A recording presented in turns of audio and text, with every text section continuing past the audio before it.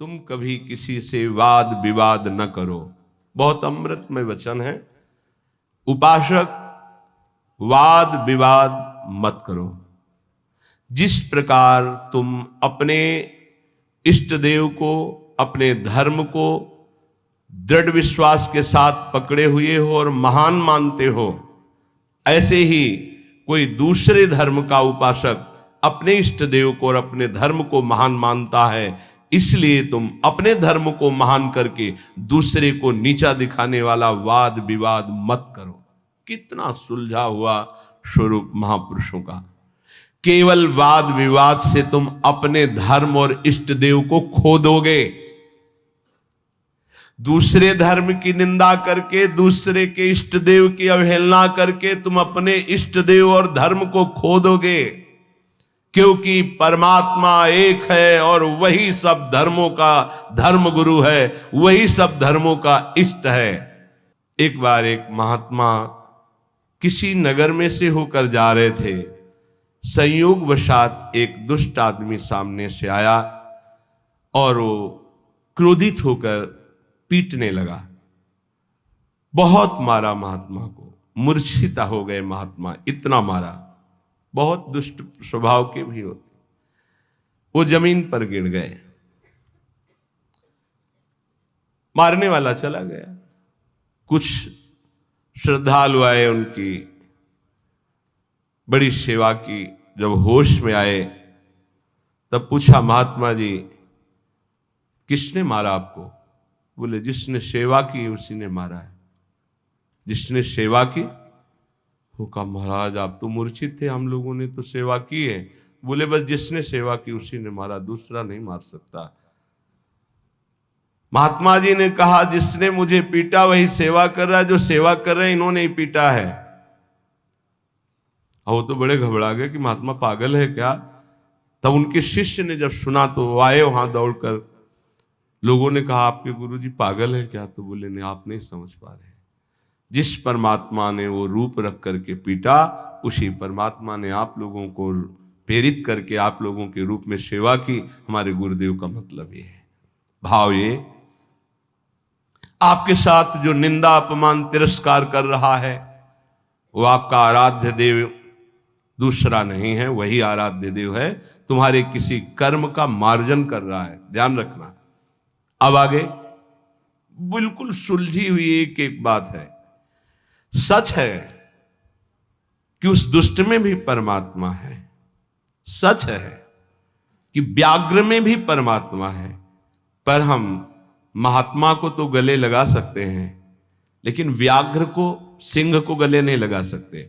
ऐसे ही हम मानते हैं कि दुष्ट में परमात्मा है, पर दुष्ट पुरुष में विद्यमान परमात्मा को केवल भाव द्वारा प्रणाम करके उससे संभाषण और संग कदापि उचित नहीं है। जैसे सर्प में भी परमात्मा है, सिंह में भी परमात्मा है, तो उसे गले नहीं लगा लेंगे। एक एक चेष्टा, एक एक वचन अमृत है। अगर ये धारण कर लोगे तो आपका भजन बचेगा और पचेगा और बढ़ेगा। एक किसान खेत में दिन भर पानी भरता रहा।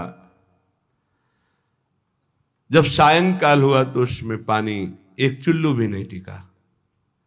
वो बहुत परेशान हो गया। मेड़ ज्यों की त्यों सब ठीक थी।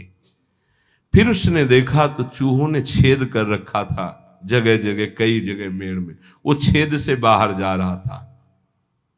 उपासक समझे, पूरा जीवन साधना करते हो जाता है, लेकिन साधन संपत्ति एक चुल्लू भी नहीं बचती। किनकी? जिनके इंद्री रूपी चूहों ने छेद कर दिया है हृदय रूपी घर में। क्या? कभी ये भोग, कभी वो भोग, कभी वो भोग। जो अपनी इंद्रियों को भोगों के संयोग में मनोरंजन करते हैं और साधना भी करते हैं, तो पूरे जीवन की शाम हो जाती, पर उनके हृदय रूपी खेत में एक चुल्लू भी साधन नहीं बचता, सब क्षीण हो जाता है। रामकृष्ण देव परमहंस जी कह रहे हैं, जब उपासक इंद्रियों के बिलों को बंद कर देता है, फिर कीर्ति की इच्छा उसके अंदर जागृत होती है, तो ये मेड़ टूट जाना होता है। अगर मेड़ टूट गई तो भी बड़ी जल्दी धारा बाहर निकल जाएगी खेत से जल की। कीर्ति की चाह उत्पन्न होती कि मेरा यश हो जाए, गई जीवन की भजन संपत्ति कीर्ति की चाह में गई। कीर्ति भजन को छीण कर देती है।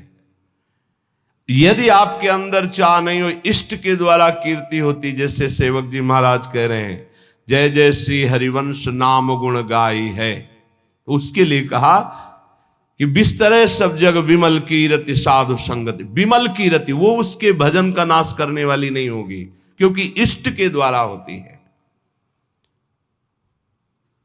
कीर्ति की चाह मानो उस किसान की मेड़ टूट जाना है, अर्थात उस साधक का बांध टूट जाना है साधना का। अब उसके आगे उपाधियां लगनी शुरू हो जाती हैं।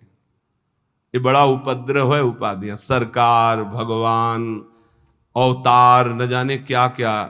ये बिल्कुल नहीं स्वीकार करना चाहिए, बिल्कुल स्वीकार नहीं। सरक जाओगे सरकार कहलाने से। बहुत माया विचित्र है, बहुत विचित्र, बहुत सावधान। ये महापुरुषों की बातें हैं। अब साधक की जहां कीर्ति रूपी मेड़ टूटी, बंधी, घाव हो गया वहां से। ये बालू का बांध है। ईश्वर की जितनी आराधना चिंतन सब गया, वो अपनी कीर्ति का स्मरण करके वो भूलना शुरू हो गया। प्रभु का अहंकार जो मिटाना था वो फिर बढ़कर वैसे ही तैयार हो गया। इसीलिए जन्म भर उपासक को सावधान रहना चाहिए, ना इंद्रियों की विलासता और ना कीर्ति और ना किसी तरह की सिद्धि की वृत्ति। सिद्धि भी बहुत बाधक होती है, भगवत प्राप्ति में बहुत बाधक। मन की बात जान, दुनिया का सब एक से एक अलग अलग क्षेत्र सामने का, एकाग्र दृष्टि से देख के संकल्प कर हिल नहीं सकता एक कदम। जैसा चाहे जितना हो उसकी आज्ञा का पालन करेगा ही करेगा। ऐसी बहुत सी, वे तो गुरुजनों की कृपा से इन खाइयों को नांगा जाता है। बिल्कुल दैन्य, बिल्कुल दैन्य।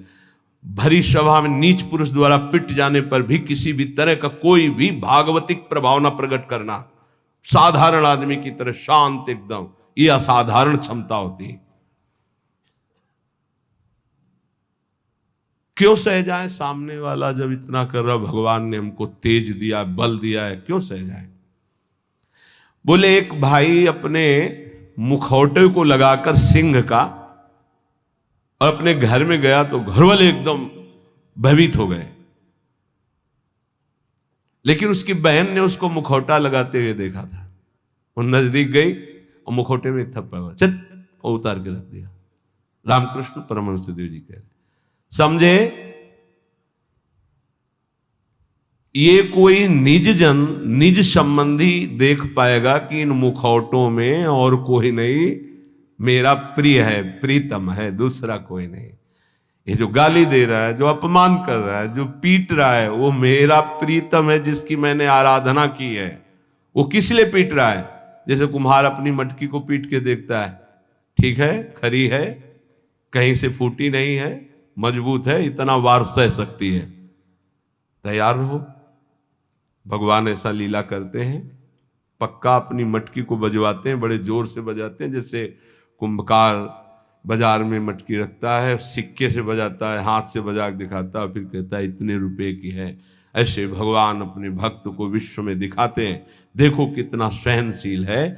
मुखौटा कोई भी हो सकता है, ध्यान रखना, मुखौटा कोई भी हो सकता है, पहचानना आपको है।